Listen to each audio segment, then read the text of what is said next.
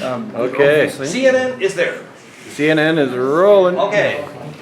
So after all the drama we did about steering your aura after death, like the Tibetans do, Peter asked the obvious question, which, Peter, are you here? No, Peter's not here. But Peter, he says, well, how do you actually do the aura steering? And I explained to him that in the same way that a rabbi makes a golem by visualizing the correct sequence of Hebrew letters, which tilts magnetic donuts to crystallize and converge and form plasma into a braid.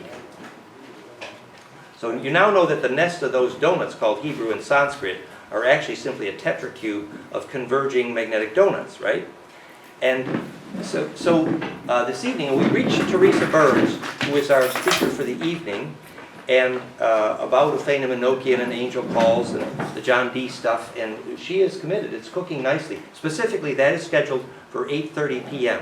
About an hour or something for fun. Teresa and Alan, who were on the program, remember Uphana Enochian invoking the calls, angel calls.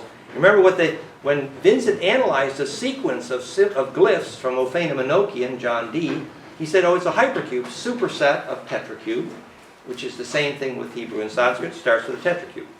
So now we know what those magnetic donuts called sacred alphabet are. They're an index to how to nest vortex in order to converge in a tetracube, 4 directions. So Peter asked the obvious question afterwards, which sorry Peter, we didn't do such a good job. Thank you for asking the right question. Which was, well, how do you actually do it? Wasn't that your question? Yeah. And I said, well, you know, if you get the right sequence of donuts and you hold them in your mind. Now remember, your mind is an optical cortex. This is the holographic brain theory of Carl Breedman. Your mind is basically a plasma cortex. And in spiritual terms, it's called a net of fireflies.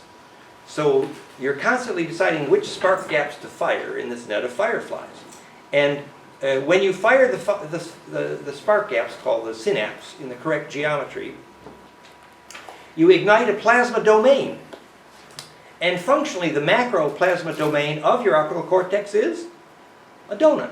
It's clear, it's obvious, it's simple.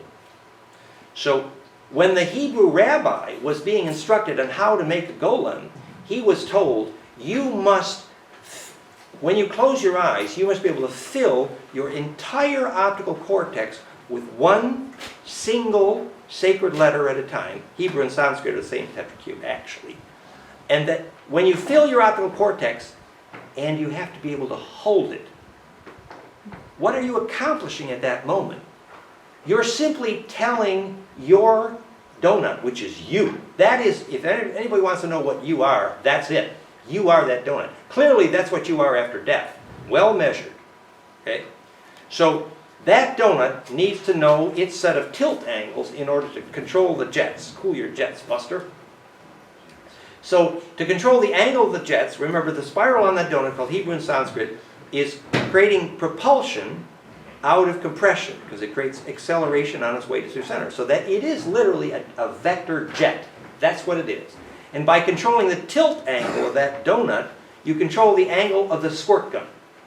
And the how to control the tilt angle of that donut is which letter you're visualizing. Because remember, all the Hebrew and Sanskrit letters are, we just saw the animation, is a shadow of those spirals, and every single shadow of the spiral in the donut, called Hebrew and Sanskrit, is different. So any time you see a shadow, you have a perfect map to the how to get up off your cross and follow me. No, how to get up off of flat land. So if you need to go to the next dimension, you make that sequence of shadows, and then you can jump into 3D. And the process of doing that is called Rhythmic Traverse. It's the physics of ritual. And if you do the Rhythmic Traverse, if you live in Flatland and somebody told you there's such a thing as a cube, and you said, oh shit, you're pulling my leg. I don't know. No. I live in Flatland. There's no such thing as a cube. And so God's trying to convince you there's such a thing as a cube. Well, if you stand in one place and God sends a cube through Flatland 1 billion times, and you see dot, triangle, hexagram, dot, triangle, and there's this dot, triangle, hexagram passing through your Flatland 1 billion times, and you stand there and watch it. I still don't know what cube is. But if you do the Sufi dance called Rhythmic Traverse, and do data sampling to go from 2D to 3D, suddenly you can build up an array in your mind. And then you grok what it is to be a cube, even while you're living in flat land. The physics of ritual, called Rhythmic Traverse. How to leap into the next dimension. So there you were, minding your own business, when all of a sudden, no. So the idea is that you need to be able to sequence these vector directions. The other part of this key is that the rabbi is told when he's making a golem that it's only if you can hold one Hebrew letter as a pattern of light in your optical cortex. Let's all do the Hebrew letter Hey. You know what Hey looks like? A little slip knot, right? Visualize Hey now. Hey is amorphous and space-filling. That's why it's called He, very male. It means the breath. We're visualizing the Hey. Now, can you see what angle of the tilted donut you are? You're creating space. Hey. It's steering your aura in a very certain direction. Good. Now come back. So the vector was that direction. So, you know, have you ever studied how the horse whisperer works? Do you know how horse whisperer works?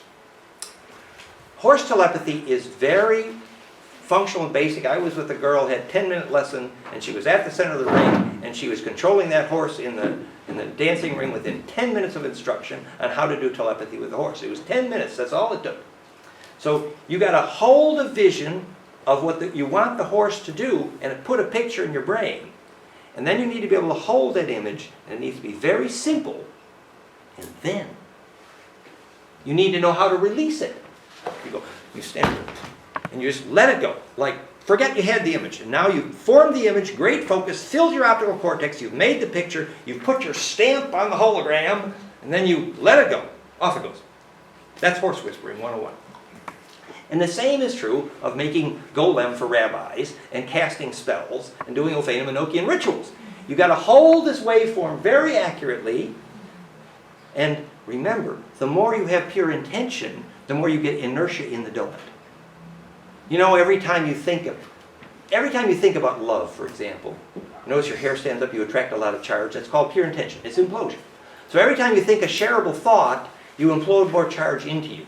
So that's the other part of visualizing these donuts, is that if you're angry or not being shareable, and that's horrible for the death experience. If you die with anger, it's not good for the aura and lots of other things.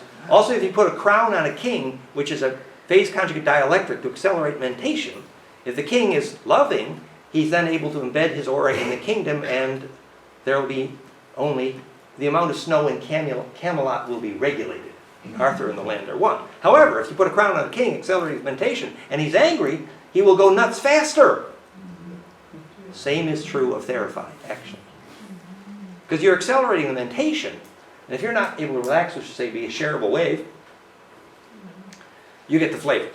So this business of throwing your donuts around, it's like throw your weight around, is the business of first, accurate visualization, second, relaxation, third, pure intention. Which is say, you know, really, and the pure intention is definable. It is definable electrically. Your visualized intention must constitute a service to the collective survival of collective memory. Very simple. Because DNA has been in the business of collecting survival information as a hologram library for 1 billion years. And the doorway into and out of the collective unconscious, which is implosion into a longitudinal, is that intention. So if you try to enter the collective unconscious and you're full of, well, I don't like that guy, and this guy hurt me, and oh my God, what a bitch over here. You know, there's just no way into the doorway. It's like the eagle's eye. When the eagle's looking from above and deciding who gets to be eaten, it's called ruthlessness, but it's actually perspective.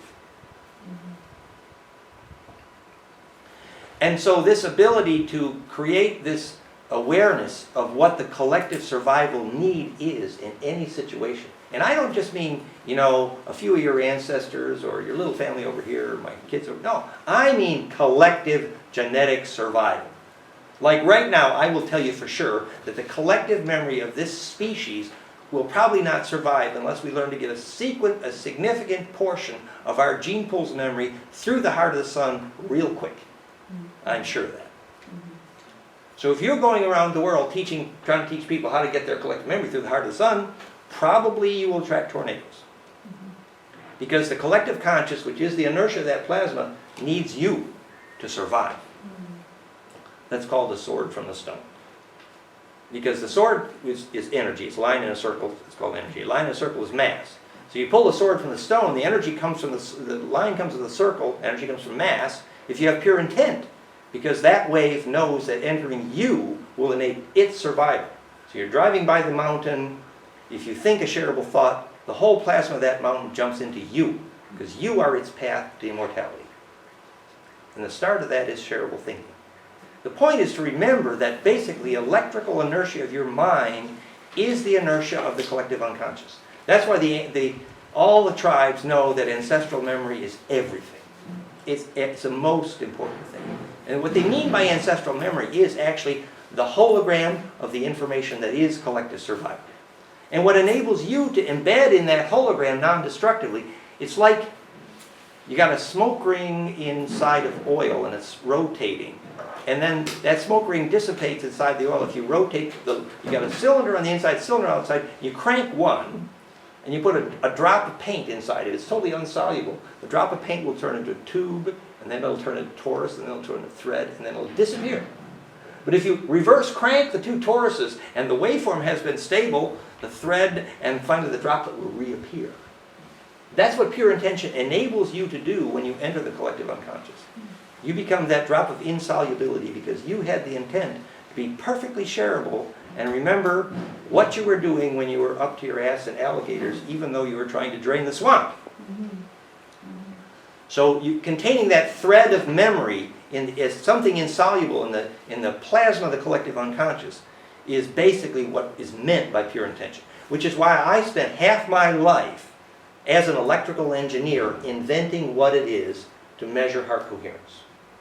I invented the word, I'm credited in the literature with inventing the measurement, and that is all morning on Monday is that story with Patrick.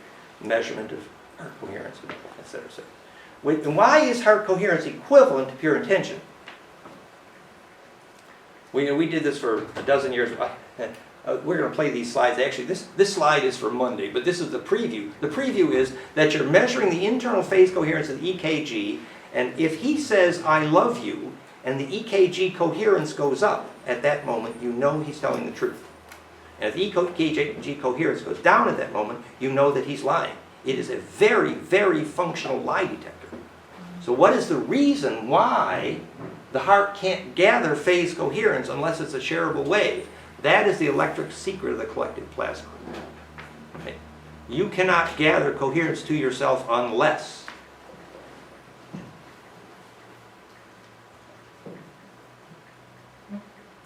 any questions or thoughts? Just that going into the toroid and going to the line and back to the toroid, there's a fun experiment we could probably even do in the pool here if we can find a frisbee. You just take a frisbee and dip it into the surface of the pool. Works best if you have a little drop of food coloring or something like that, but we might not want to contaminate the pool. But if you watch closely, it'll fold into a toroid, the toroid will go into the line, and then it'll travel underwater across the pool and then reappear in a toroid and come back up on the other side. So it remained its coherence, like, the thread of pure intention, which is perfect connectivity, kept the memory alive. And if you think of how you bring memory through birth and death, same physics. And there's that other thing about, the perfect birth canal, we have the picture, if you do a graph of the change in pressure over time, the moment of maximum pressure is 0.618, which is a centic measured waveform in music physics for love. So the perfect birth canal is an implosion geometry whose maximum implosive compression is a memory fusion, literally the position of the stars at the moment of birth. And without it, the physics of bonding is impossible. So when Joseph Chilton Peirce wrote The Bond of Power, what he meant, Caesar did not get a birth canal. Couldn't bond with his mother, couldn't bond with the land, and murdered the Druids. He literally could not feel. This is how you start a lesson in the physics class of rebirthing. So they use the belly of the surrogate mother, deep breathing, placental extract, and what do? They recreate the moment of maximum compression. And then not only does memory again come through birth and death, but also the possibility of all bonding. A very important lesson for a civilization whose soul is dying because of cesarean section, named for Caesar.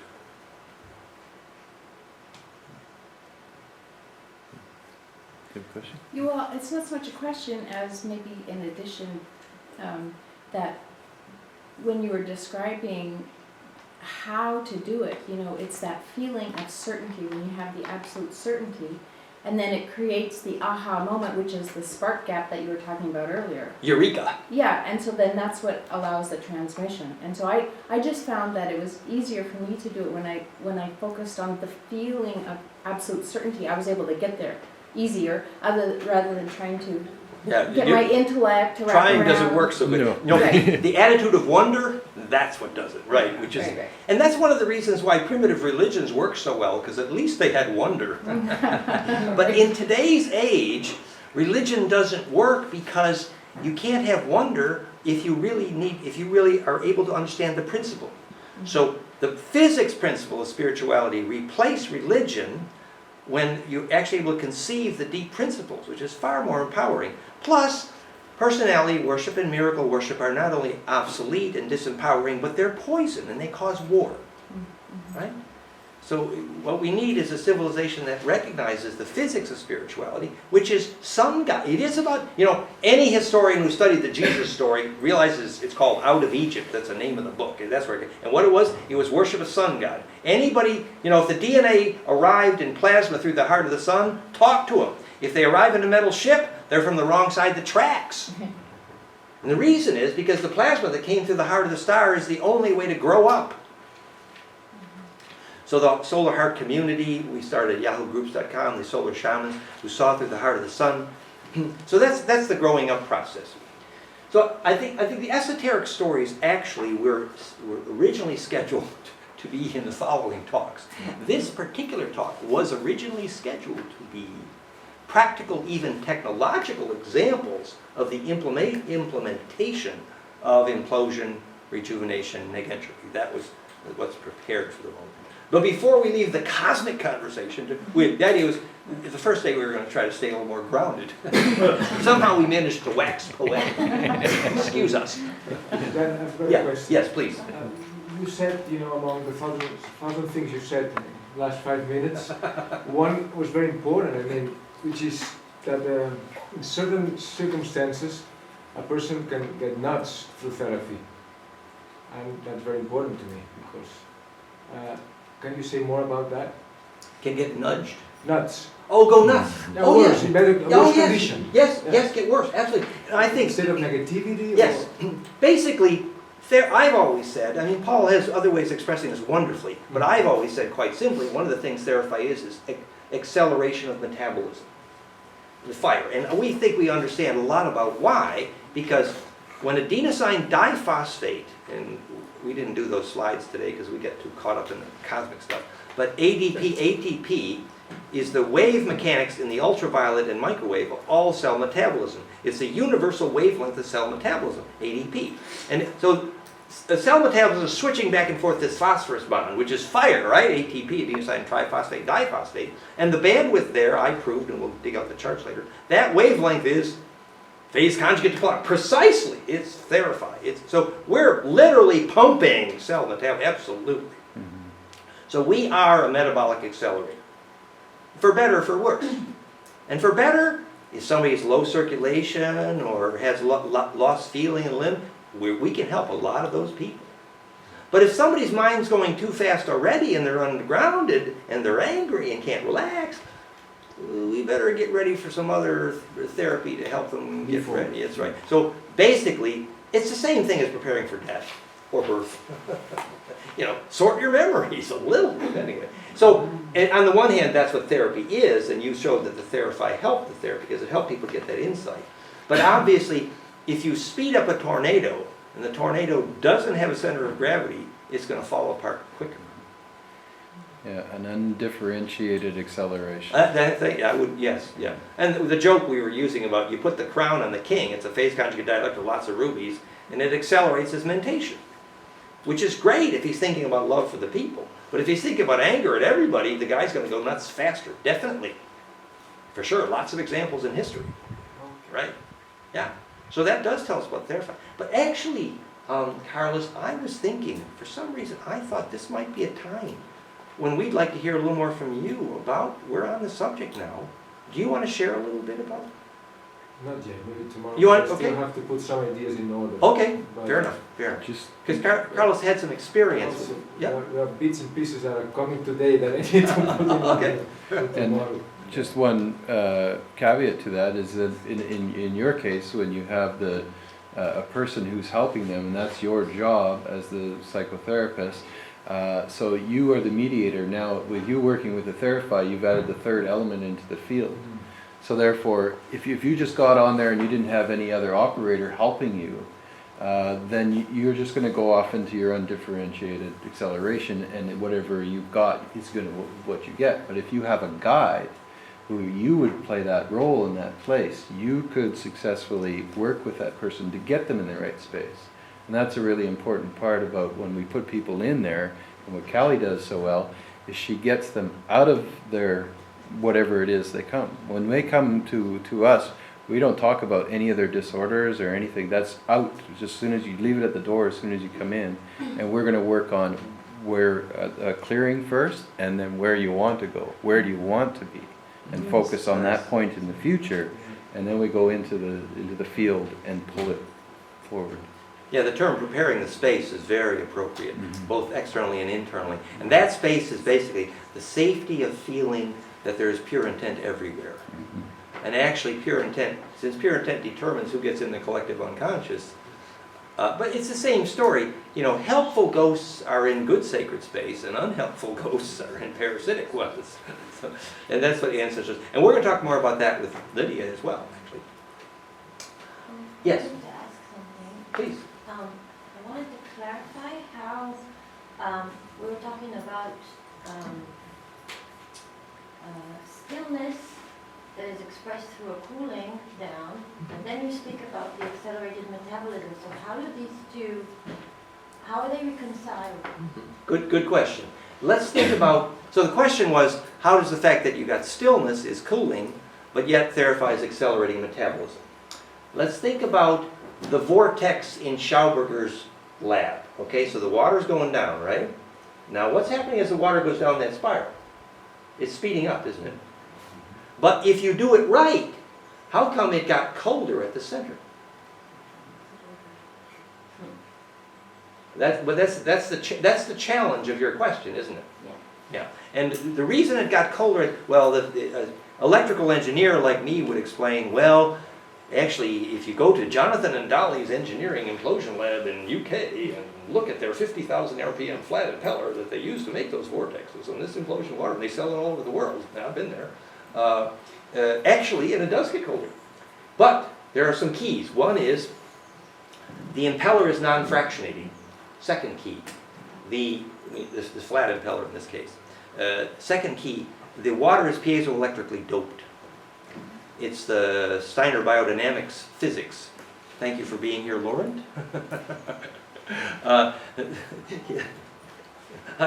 Lawrence, are you ready to talk about that later? You want I speak? So why do the Steiner people put rock powder before they dynamize the piezoelectric, right? First, 7 years ago, I wanted to find a system to help the farmer to stop chemical products. Please. And I tested all the device, even yours, and yours was the best because when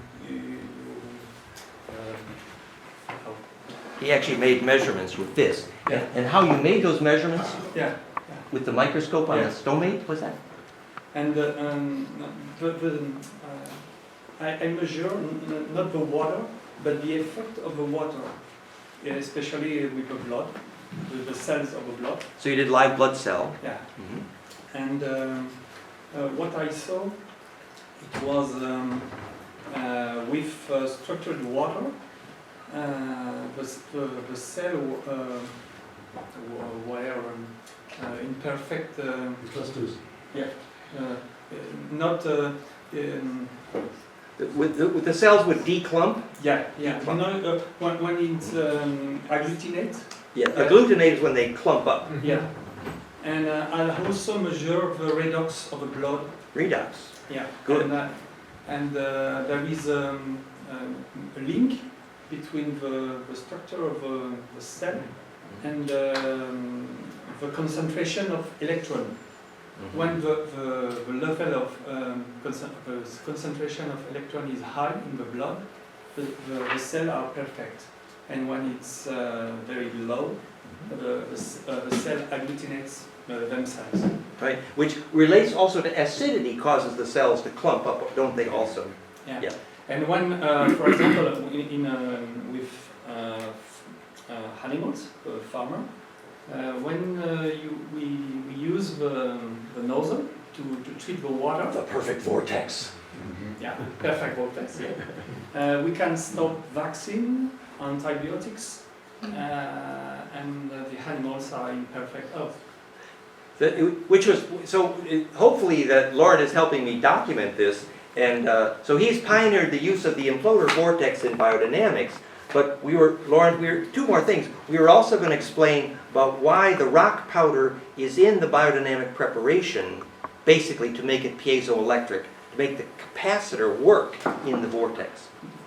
Your question is? Yeah, that is the purpose of the rock powder in the Steiner's biodynamic preparation. Ah, yeah. Yeah. When in biodynamics we use vortex to reduce the quantity of the products. It's because Dynamize, potentize.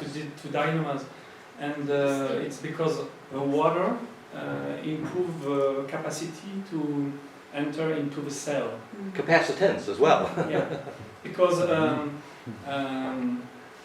structured water has a polarity plus and moins et plus. Yeah, yeah, yeah. Charge. And when the water in the stagnant water, the water loses its polarity, and without polarity, the water can enter into the cell. Can't get in. Yeah. Yeah. So the best way to have water with polarity is to use vortex, because most of the time you can see the device. It's not vortex, it's torsion. Which is, yeah. It's a pipe, and inside there is some. It's a helix. Yeah. Yeah. And A lot of people use a helix, but not many people use a real vortex. Yeah, there is no acceleration. Yeah. No. No longitudinal. Yeah. Right, yes. So when you use a water with polarity, Charged water. yeah, you can reduce all the products you spray on the crops, for example. The fertilizer don't need, vaccine and antibiotics they didn't need. And wonderful. And so actually Laurent has personally had many farmers, biodynamic farmers in France able to eliminate vaccines and antibiotics. And I'm so great, really, with the proper vortex dynamization and the proper use of the dynamo, which includes the triploder, which is Laurent is pioneered. Yeah. And also, for example, in 5 years ago, I went to Taiwan because there is a virus in Asia. Taiwan. Is a white spot who kill the shrimp, and I just put the nozzle. The triploder vortex nozzle right Yeah. here, the black one. And the shrimp didn't die. Each time the Charges the water. with the virus kill the shrimp, and with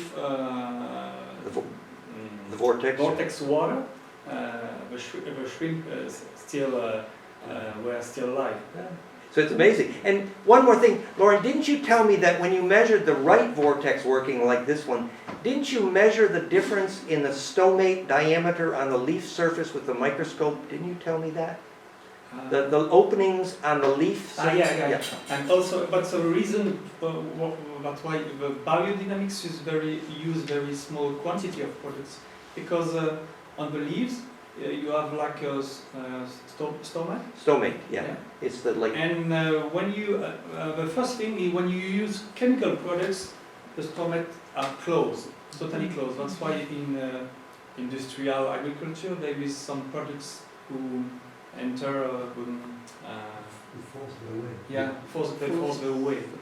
But if you use natural products, the stomach still stay open.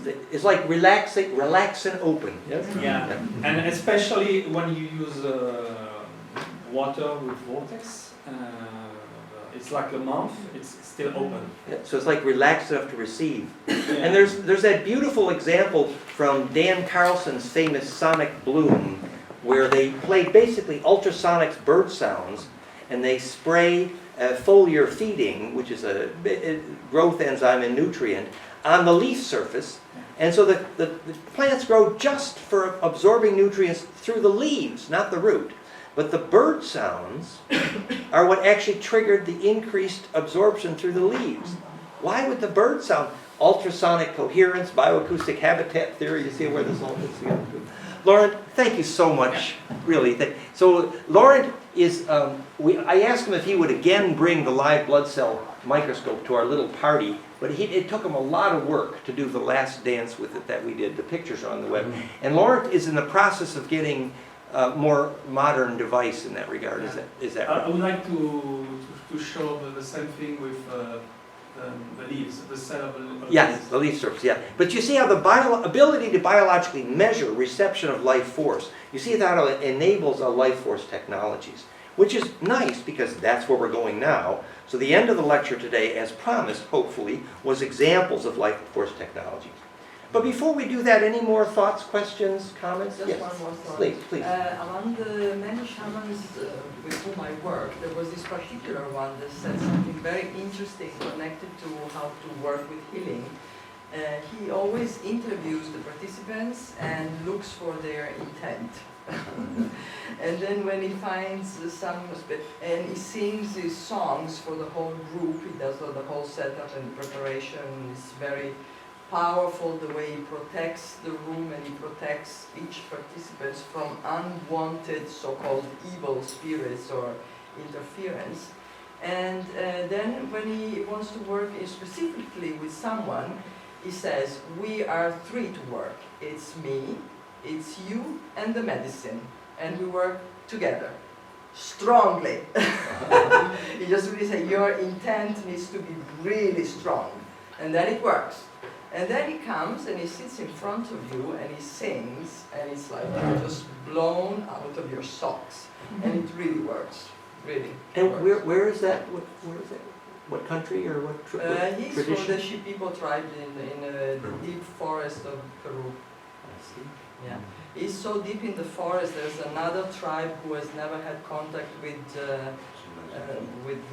some civilization, and they kill people. They don't want anybody going to them. If you venture too far away, you don't come back. So they're living very deep in the forest. Don't you enjoy her Italian accent? So any other thoughts, comments? Thank you. Good. Thank you. Yes, please. I just wanted to share with the group my recent each and